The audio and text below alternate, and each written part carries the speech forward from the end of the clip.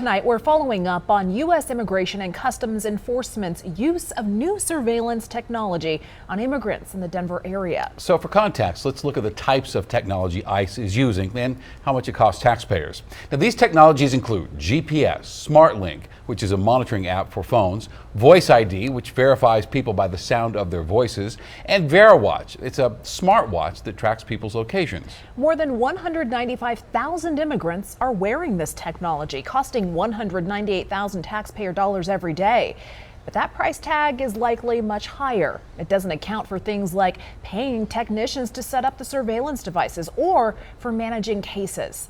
Denver 7's Angelica Albaladejo is following up on the VeriWatch device after ICE tested it out in Denver. She shares the concerns over the lack of transparency over just how it works.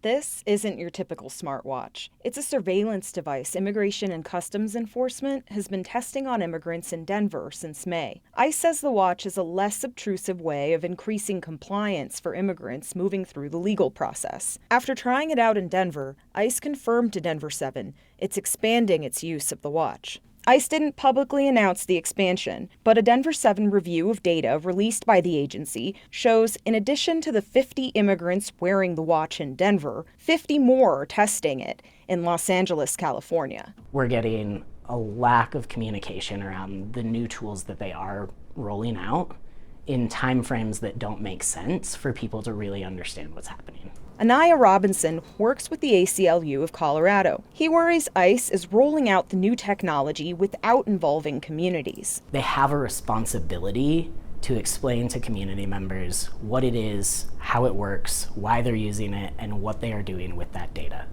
and how they are keeping that data safe. The device, known as the VeriWatch, was created by BI Incorporated, a private prison technology company based just north of Boulder in Gun Barrel, Colorado. BI is owned by Geo Group, one of the country's biggest private prison companies, which runs the detention center in Aurora. Since 2004, taxpayers have paid BI nearly $2 billion for tech like this. There's an extremely high likelihood that it's not actually saving us money. Monitoring technology is supposed to be an alternative to detention, but the number of immigrants in detention and alternatives continue to grow at the same time. We're just pumping more money into this system without any real positive results. Robinson said the government could instead save money and increase effectiveness by investing in other approaches. We look at things like universal representation and right to counsel. 95% of community members, over 95% of community members, show up to their hearings when they have representation. But as the government relies more on tech, technology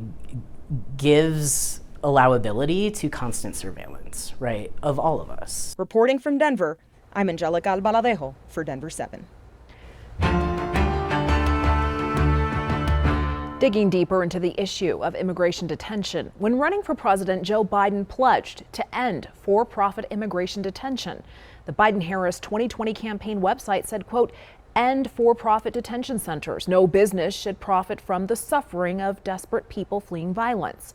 But just 3 years later, the number of people held in ICE detention centers is growing. Last month, ICE was detaining, on average, around 30,000 people a day.